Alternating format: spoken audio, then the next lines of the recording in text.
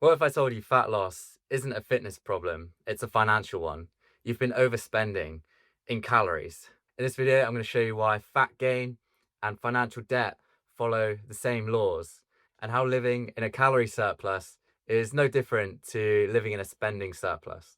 And once you understand this, then fat loss becomes simple math to make it far easier to achieve that lean, muscular Fight Club physique in a matter of weeks and not years.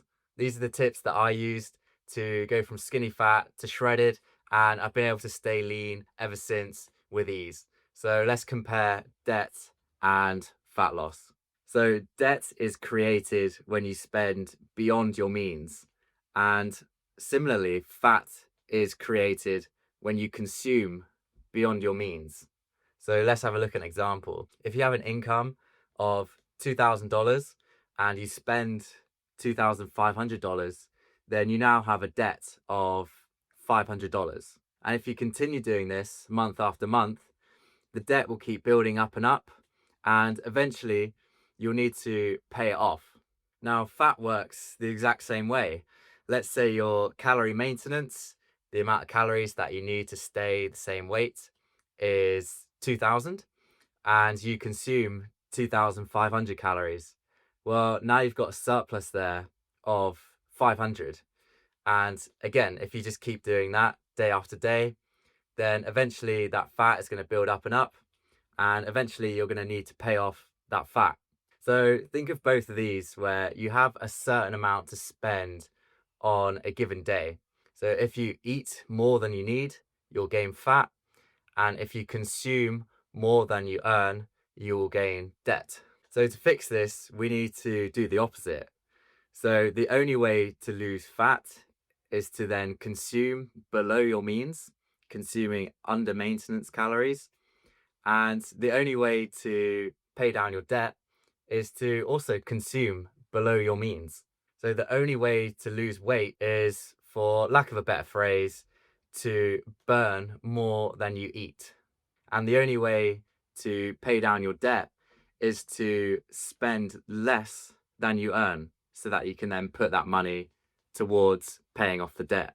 So think of it as anything over maintenance is like a debt that you eventually have to pay back.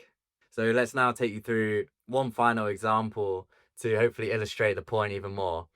So we know that 1 pound of fat equals around 3,500 calories of energy. So, in other words, to lose 1 pound of fat, you need to be in a calorie deficit of 3,500 calories, which across a week works out to be around 500 calories per day. So, if you want to lose 20 pounds of fat, we can times 20 by 3,500, and that comes to 70,000.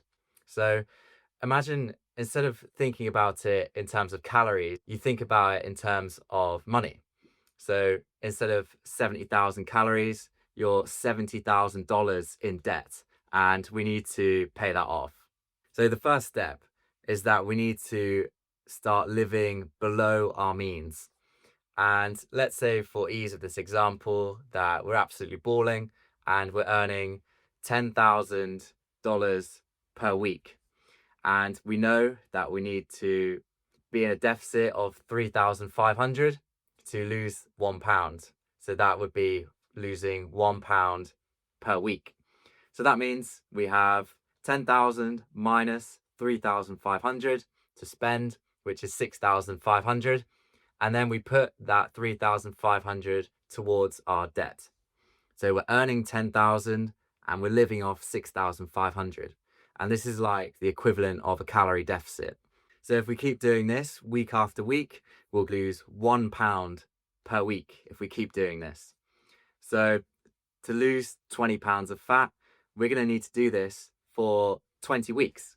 Now let's take it back to the example of the calories.